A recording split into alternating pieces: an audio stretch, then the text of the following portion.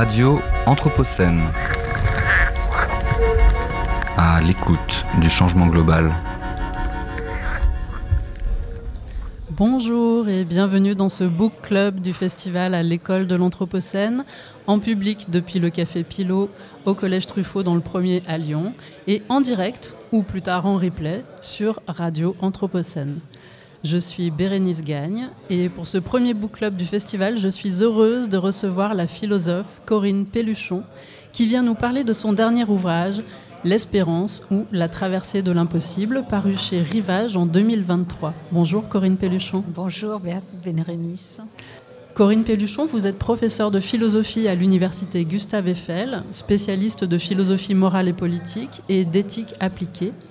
On vous connaît particulièrement pour vos travaux sur la condition animale, mais dans cet ouvrage, vous réussissez le tour de force de parler d'espérance et de changement climatique. D'aucuns y verraient un oxymore. Merci de passer nous voir à Radio Anthropocène et surtout merci de nous offrir l'espérance pour inaugurer ce festival et le printemps. Si vous le voulez bien, Corinne Pelluchon, commençons par vous écouter dans le texte avec la lecture d'un court extrait de votre ouvrage « L'Espérance ou la traversée de l'impossible ». Cette puissance de vie, célébrée par les artistes qui, par leur travail sur le langage, atteignent les différentes couches du psychisme et établissent un point de contact entre le moi et le monde, entre notre chair et celle du monde, nous en faisons l'expérience dans le dépouillement qui suit le plus profond abattement.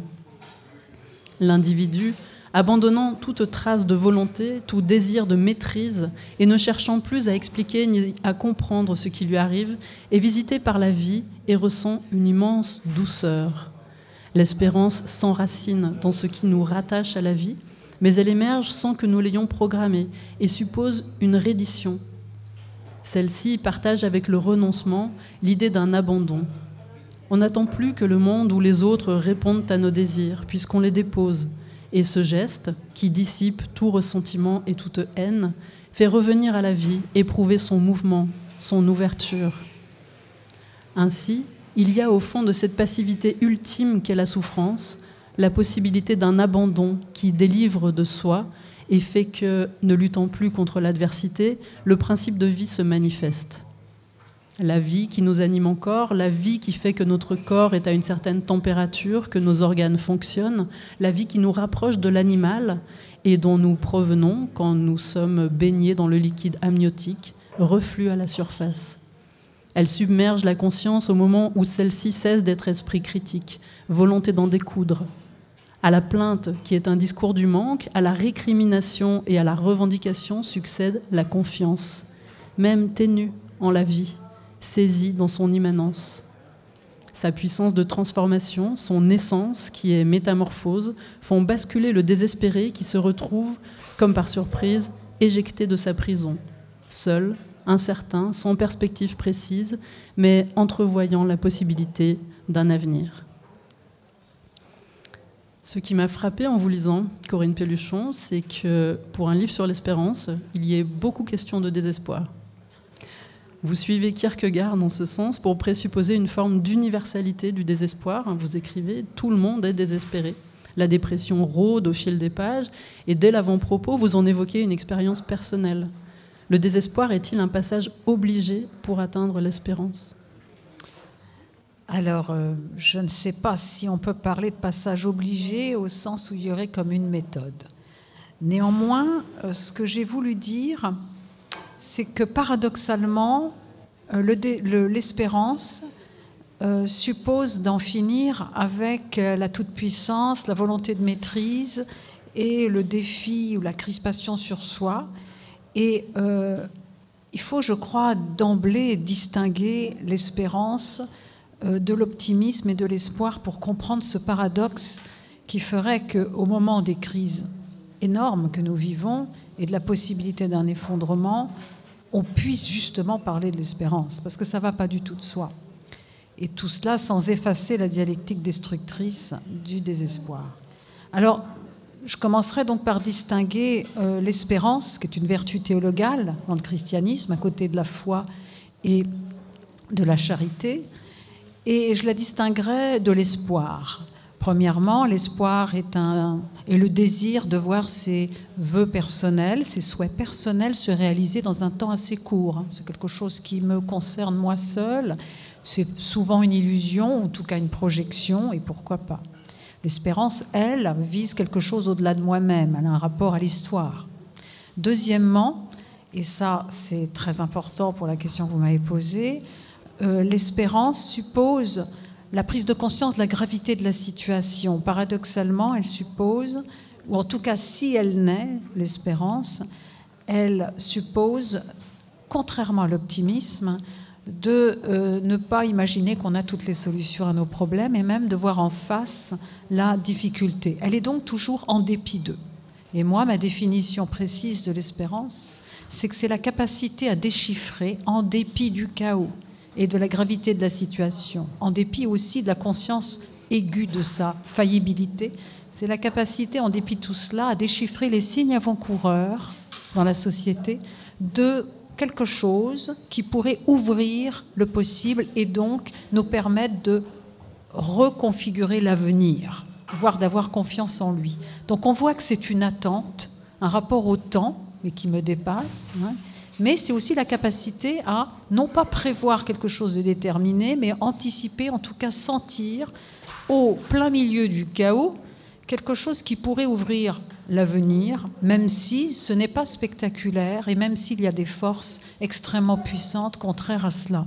Et pour être capable d'ouvrir les yeux, parfois sur des choses non spectaculaires que d'ordinaire on ne voit pas, quand on est crispé sur soi, quand on est confondu dans ses projections, déçu, eh bien, il faut justement avoir tellement été mal ou avoir traversé tellement l'impossible que, justement, on en a fini avec les projections. Et donc, peut naître, parce que c'est pas évident, l'espérance qui est donc l'inespéré, sans jeu de mots, l'inattendu.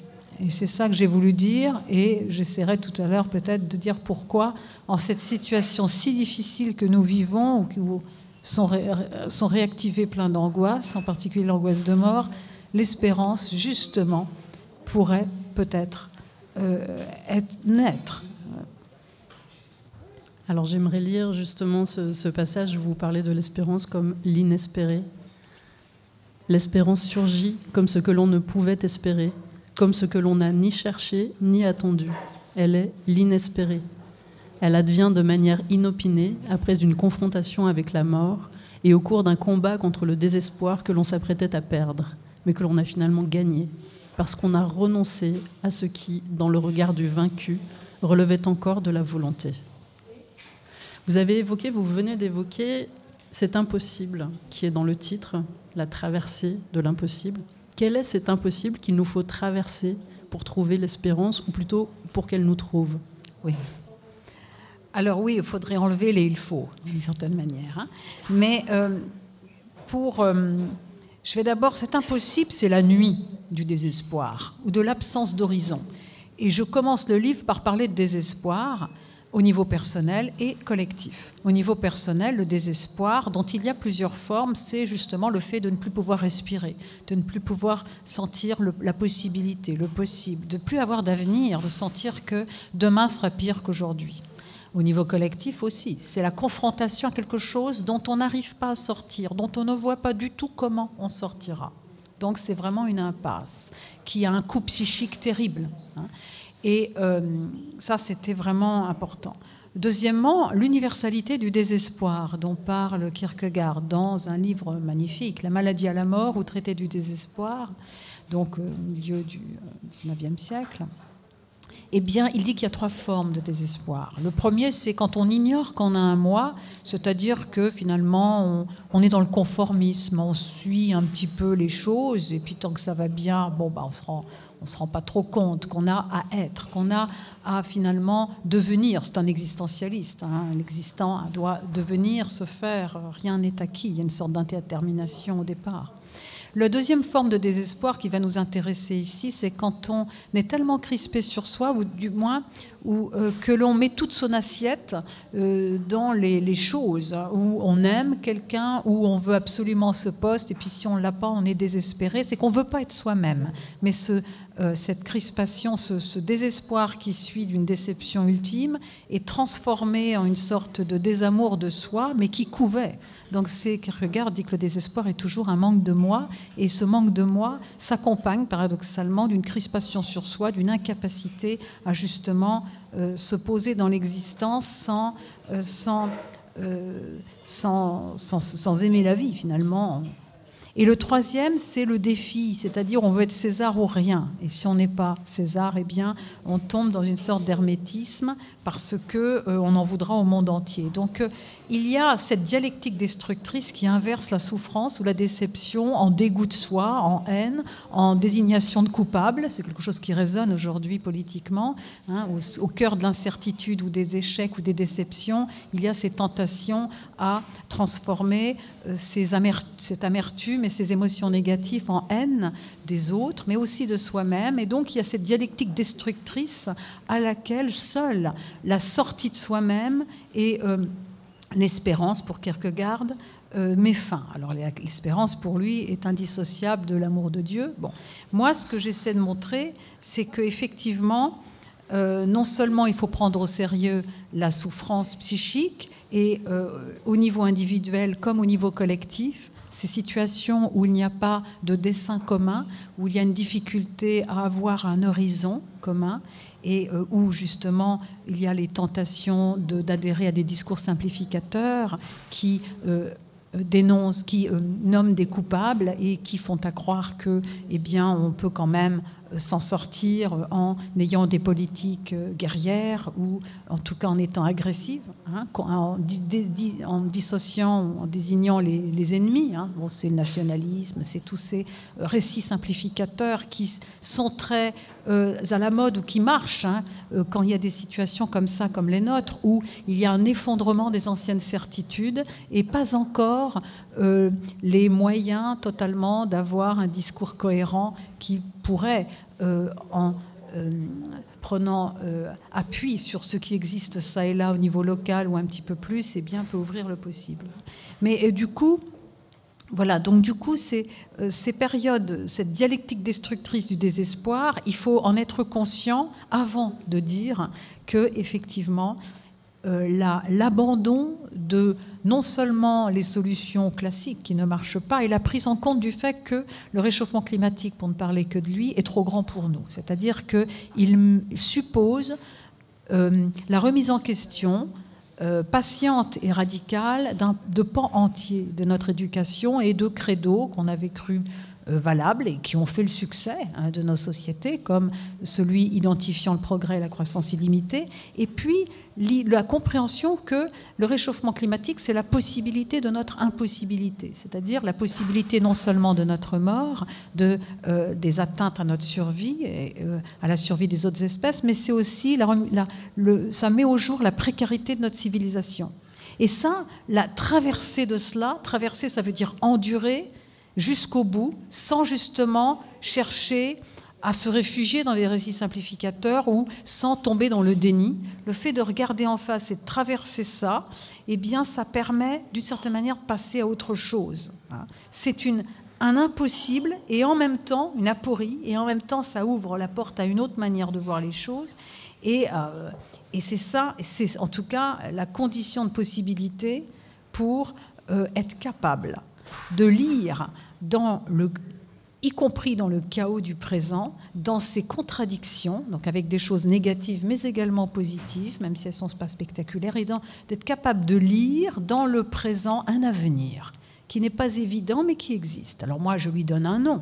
Je lui ai donné un nom dans un livre précédent que je considère comme la fin d'un cycle de 15 ans de travail, Les Lumières à l'âge du vivant. C'est-à-dire être capable de lire au moment où les anti-lumières, au moment où l'extrême droite est partout, au moment où s'effondrent des pans entiers de notre culture en raison de la gravité du réchauffement climatique, être capable de voir qu'il y a des signes avant-coureurs d'un progrès, par exemple le souci de beaucoup de personnes pour l'écologie, pour la cause animale, sujet qui n'était pas du tout à la mode quand moi j'ai commencé commencer cela. Le vœu de beaucoup de personnes de vivre autrement, d'avoir plus de convivialité. Tout ça, même si ce n'est pas encore spectaculaire, dessinerait une révolution anthropologique, une autre manière de se penser et de vouloir organiser la société, l'économie, la production autrement. Mais évidemment, dire ça, en être persuadé, le sentir, ça ne veut pas dire être hilar, ça ne veut pas dire savoir que cela gagnera, hein, mais c'est en tout cas, c'est d'une certaine manière, pour être capable de penser ça, il faut d'une certaine manière avoir enduré les aberrations de notre modèle de développement, avoir vu jusqu'à la folie la violence extrême de ce modèle de développement, dont pour moi la mise à mort quotidienne des animaux partout dans le monde, et restée si souvent silencieuse, est une des figures. Donc d'une certaine manière, cette situation actuelle, elle est dramatique, et en même temps, la seule bonne nouvelle, c'est que, alors qu'il y a encore une décennie, beaucoup de personnes pouvaient être dans l'optimisme, ou du moins dans le déni, c'est-à-dire tout va très bien, Madame la Marquise, avec la technique, on s'en sortira, ou c'est pas si grave que ça, on s'en est toujours sorti. Aujourd'hui, l'extinction l'extinction de ces raisons d'être optimiste, c'est d'une certaine manière positif, parce qu'il y a plus de grand monde qui peut quand même nier la gravité de la situation. Et c'est là que plusieurs voies s'ouvrent, les solutions simplificatrices, mais également cette prise de conscience qui permet seule d'être capable de voir qu'il faut vraiment changer totalement de regard sur les choses. Et là, on pourra faire le lien à ce qui était dit tout à l'heure, à savoir le lien entre la transformation de soi, de sa subjectivité en profondeur, et le changement des structures sociales, et donc l'impact du politique et de l'économie. Alors justement, si on vous suit, Corinne Pelluchon, l'espérance a une dimension politique face aux enjeux d'inégalité et d'injustice, face à l'individualisme et à la peur du déclassement, face au manque d'horizons communs. Que peut l'espérance? Comment peut-elle réparer le monde? Mais l'espérance peut rien, au sens où elle n'est pas là comme quelque chose qui est produit par quelqu'un. S'il y a quelqu'un qui dit « je vous amène l'espérance », il faut vraiment avoir peur. Ou lui dire « bon, il faut peut-être que tu consultes ». L'espérance naît quand elle naît. Pourquoi? Parce que c'est une énergie. C'est le fait qu'on voit que l'avenir est ouvert. Donc c'est quelque chose, on peut la bloquer quand on est justement crispé ou sur soi ou sur d'anciennes solutions. Mais elle naît quand elle naît. Donc ça, c'est vraiment important. Il n'y a personne qui peut l'amener, et je dirais même l'incarner. Mais on peut, je rappelle à ce sujet que Charles Péguy, qui a écrit un très beau poème sur l'espérance, la compare à une petite fille que personne ne voit, que personne ne remarque, et qui joue encore avec son bonhomme Janvier, son bonhomme de neige. Et elle est, cette petite fille, néanmoins, celle qui tire avec elle, avec cette énergie, ses deux sœurs, les deux autres vertus théologales, à savoir la charité comparée à une mère et la foi comparée à une épouse loyale. Donc ça veut dire que l'espérance n'est pas spectaculaire, ce n'est pas de l'héroïsme. Ça, c'est très important, parce qu'on est tellement habitué à des discours héroïques, ou bien à des grands chefs, à de l'idéologie qui fige. Et j'ai dit tout à l'heure qu'à la différence de l'espoir, qui est toujours une attente particulière de ceci, cela, eh bien l'espérance, tout en étant quelque chose qui sent un avenir possible, eh bien, n'est pas déterminée, n'est pas trop précise. Elle peut être annoncée, mais c'est quand même l'idée d'une ère nouvelle. C'est des signes avant-coureurs, mais ce n'est pas comme l'idéologie qui fige le possible et qui est toujours dogmatique. Ça, c'est aussi très important. On est dans l'attente, dans la manière de configurer l'avenir. Mais pour revenir à votre question, pourquoi l'espérance a-t-elle un enjeu, une dimension politique? Parce que le désespoir a un enjeu, est politique. L'absence de configuration de l'avenir, le sentiment de ne pas avoir d'avenir, c'est, ma foi, ce que éprouvent beaucoup de personnes, jeunes et moins jeunes, mais surtout jeunes, c'est-à-dire le sentiment qu'il n'y a pas de place pour eux.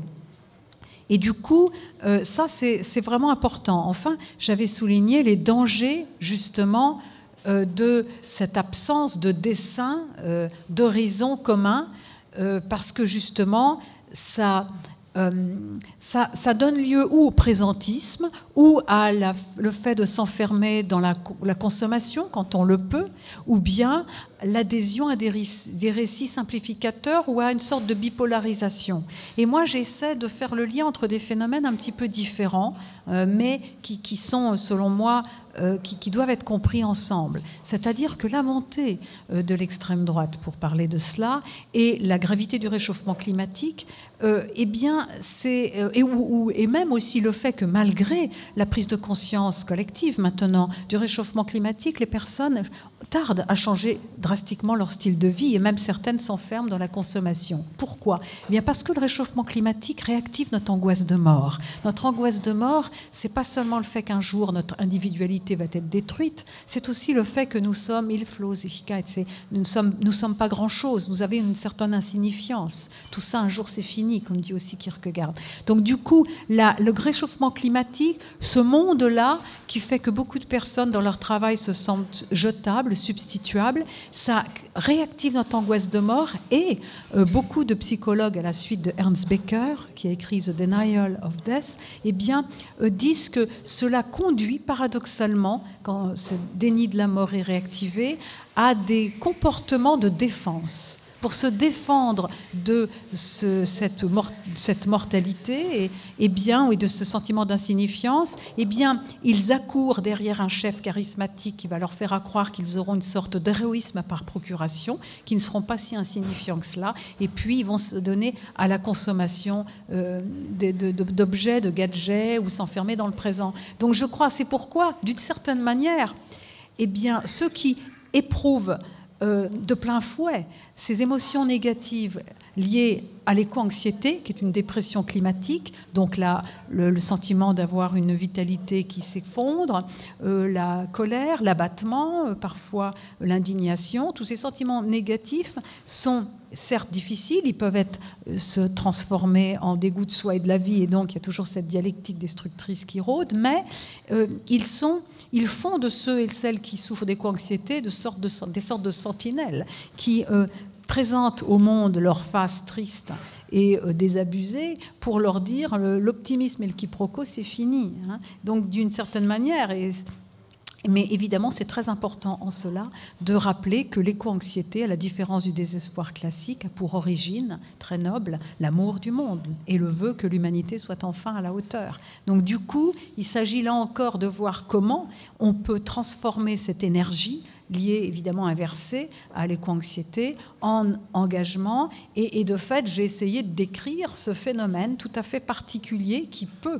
surgir même dans les dépressions classiques, mais assurément dans l'éco-anxiété, quand les personnes souffrant de cela partagent leurs émotions, à savoir le fait que, eh bien, au fond du trou, pour ainsi dire, on croit qu'il ne reste rien, la subjectivité est dépouillée, mais il reste ce lien ténu liant à la vie. Et c'est vrai que celles et ceux que j'ai rencontrés qui font l'expérience de l'éco-anxiété bien après moi, qui l'ai fait plus jeune et qui en ai fait aussi d'autres expériences du désespoir, eh bien, ces personnes disent que, d'une certaine manière, le fait d'avoir changé, de ne plus croire du tout en certaines choses, d'être devant un mur, fait qu'elles regardent le caractère précieux de la convivialité, de la vie, du vivant, et que la beauté de la nature devient comme une nourriture. Hein, et c'est d'une certaine manière, moi aussi, d'une certaine manière, si la prise de conscience de l'intensité effroyable de la souffrance animale et du nombre de vies sacrifiées a été pour moi un traumatisme qui m'a projeté de l'autre côté du miroir, et j'en suis jamais revenue, c'est aussi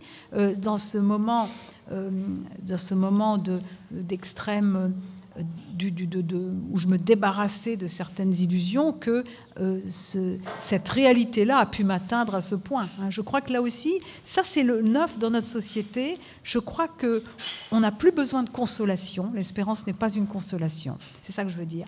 D'une certaine manière, il faut regarder en face les choses, et ça ne veut pas dire que ça va nous amener au nihilisme ou au rien, mais ni à une sorte de renaissance, attention, on était mieux, ce qui ne tue pas rend plus fort, non merci, hein, mais ça amène à regarder tout à fait autrement le monde et Et d'une certaine manière, ça peut se convertir en engagement, en amour du monde, qui est pour moi une dimension qui donne un rapport à l'incommensurable en soi, une transcendance de l'immanence, le monde commun qui nous accueille à notre naissance, disait Hannah Arendt, et qui survivra à notre mort individuelle, donne une épaisseur à notre vie. Et c'est vrai que la prise de conscience de sa vulnérabilité et de sa condition engendrée, mortelle, vulnérable, finalement est une voie de moi ce que j'appelle la transdescendance. Ce rapport à une transcendance qui n'est pas au-delà de nous, mais qui est finalement devant nous et qui nous dépasse, ce monde qui nous accueille à notre naissance, fait du patrimoine naturel et culturel,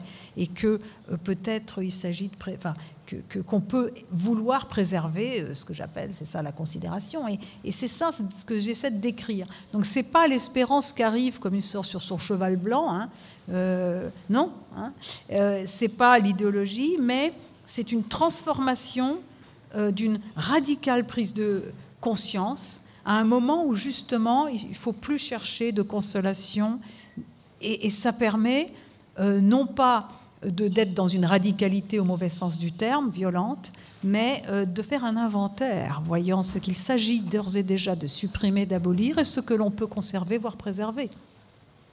J'aimerais lire un passage de votre ouvrage. La conscience de l'effondrement est inséparable de la reconnaissance de la solidarité existant entre tous les êtres. Cette expérience d'une communauté de vulnérabilité génère un sentiment d'humilité qui est la condition de la coopération. Elle favorise l'entraide, l'action, l'innovation, incitant celles et ceux qui s'appréhendent comme des survivants à faire de leur mieux pour freiner la dégradation des écosystèmes et défendre la valeur de la vie, ainsi que sa beauté. Corinne Pelluchon, j'aurai le plaisir de recevoir demain à ce micro l'urbaniste Sylvain Grisot, qui viendra nous parler de son ouvrage « Redirection urbaine sur les chantiers de l'adaptation de nos territoires ». Y a-t-il une question que vous aimeriez lui poser ? Alors d'abord, je dirais que j'aime bien ce titre, Redirection urbaine, ça fait très volontariste, j'aime bien.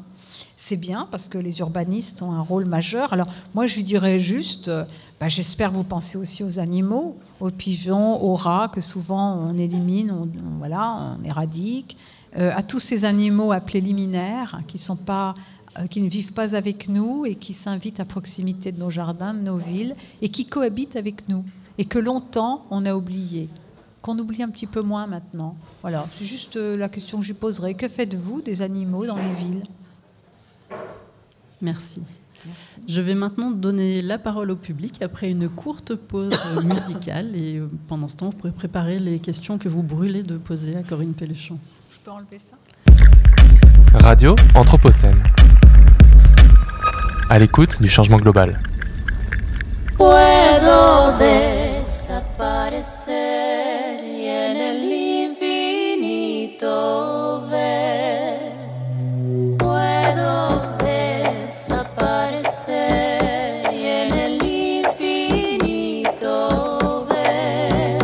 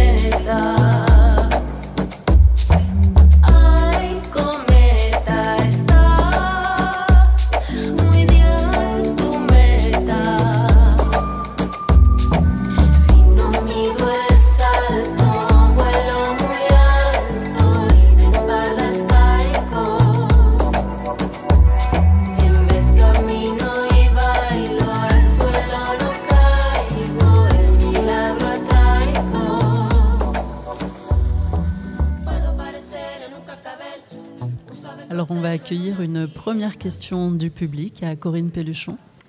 Bonjour.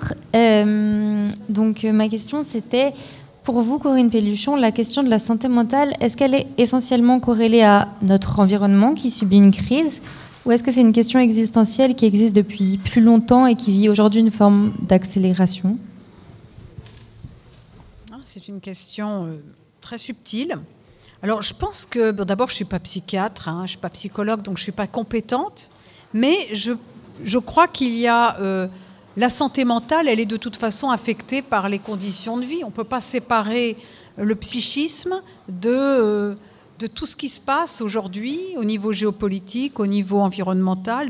Et puis, je crois que vraiment, être dans un monde où la terre se dégrade, où parfois les villages qu'on avait vus, où les paysages de son enfance disparaissent et deviennent des parkings, ça a de quoi perturber énormément, sans parler de la crainte de l'avenir et puis de la honte qu'on peut ressentir et de l'impuissance qu'on ressent comme individu quand on voit les dégradations et le fait, la maltraitance animale. Donc moi je crois que il doit y avoir beaucoup de choses qui affectent psychiquement vraiment les personnes. Mais évidemment, la santé mentale, les maladies, les psychoses, c'est en plus, quoi. Et enfin, la question existentielle, ça tombe bien parce que je viens de finir un livre sur l'existentialisme, en partie. Mais je crois que l'écologie, c'est ça qui est très intéressant. L'écologie, ce n'est pas seulement la lutte contre le réchauffement climatique et l'érosion de la biodiversité, donc la dimension environnementale de l'écologie. C'est bien sûr aussi la dimension sociale de l'écologie, comme disait Guattari, c'est-à-dire le partage des nourritures, des paysages avec les humains et les autres qu'humains. Donc c'est la question du travail, de l'organisation, de la mode de production, etc. Et des répartitions du fardeau de la pollution et de la dépollution. Mais c'est aussi... Elle a une dimension subjective, existentielle. C'est une autre manière de se penser et de penser son rapport aux autres vivants, en touchant aussi ce qu'on a en commun avec eux et puis les différences qu'on a avec eux. Donc je crois que c'est vraiment une question très profonde. Et c'est pourquoi ce qui se passe aujourd'hui a atteint plusieurs couches du psychisme. Pas seulement l'intellect, mais aussi les émotions, mais aussi des couches archaïques du psychisme, qui sont travaillés par la question animale, par la question du rapport au paysage, par la question des lieux. Et ça, je crois que c'est vraiment très important. Donc, il y a les deux dans votre... je crois, oui, que la santé mentale, elle est liée aussi donc, à cette dimension-là. Merci. Deuxième question du public.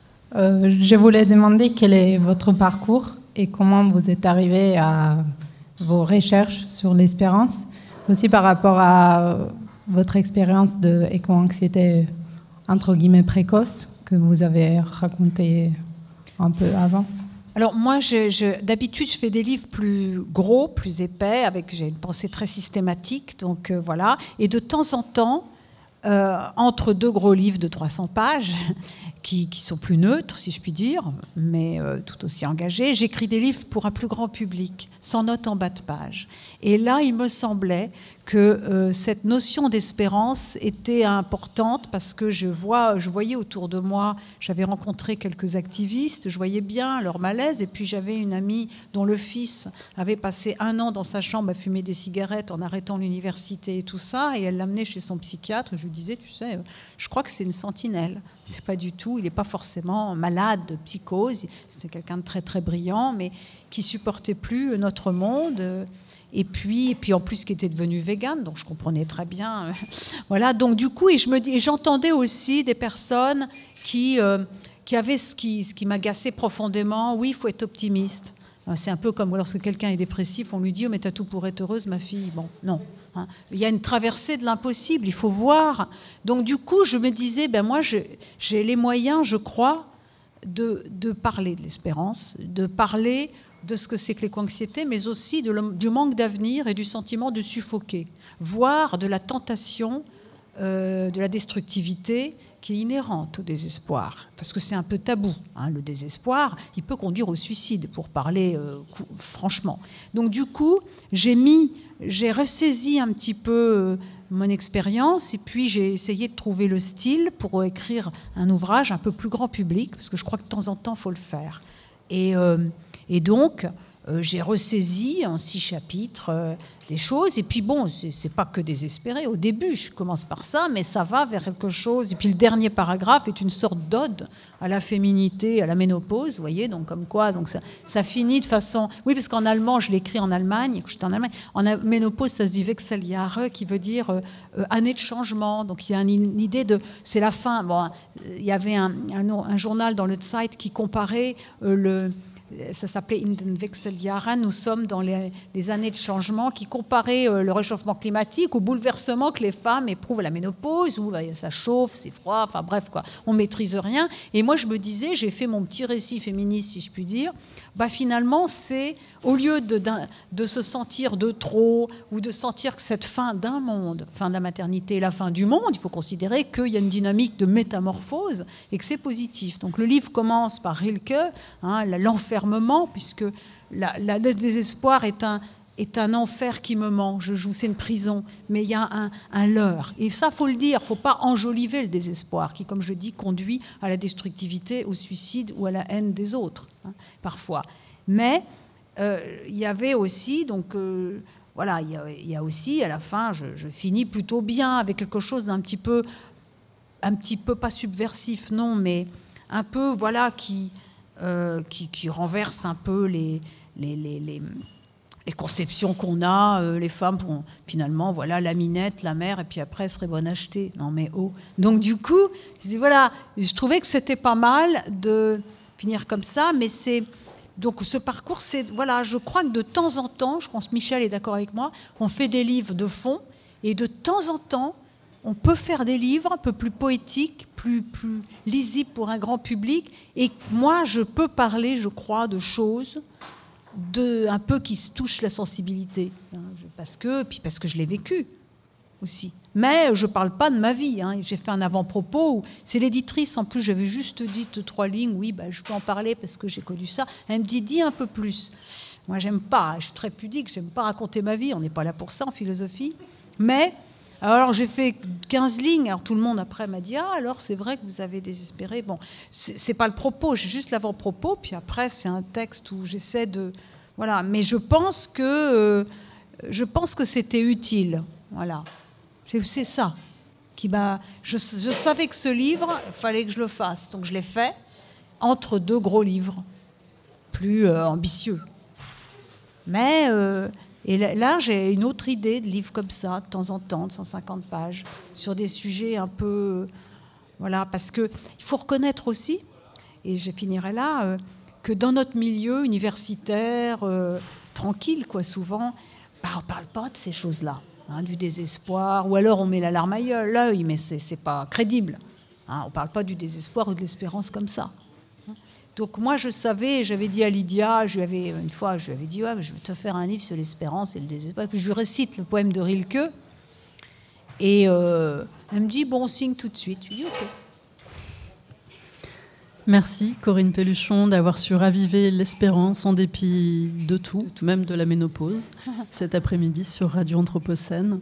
On aura le plaisir de vous écouter et de vous voir plus longuement ce soir à partir de 20h au Musée des Beaux-Arts, Place des Terreaux dans le 1er à Lyon, pour la soirée d'ouverture du festival Vulnérabilité, dignité et engagement, en compagnie du romancier Pierre Ducrozet et du géographe Michel Lusseau.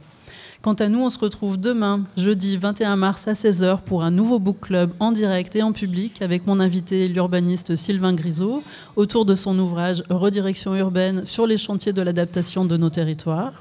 Si vous êtes dans les parages demain matin, venez également assister à la masterclass de Sylvain Grisot ici même au Collège Truffaut, donc c'est à 10h.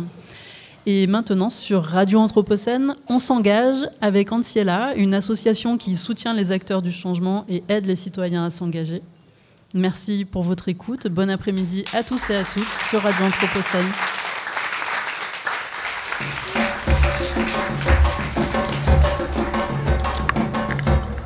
Radio Anthropocène, à l'écoute du changement global.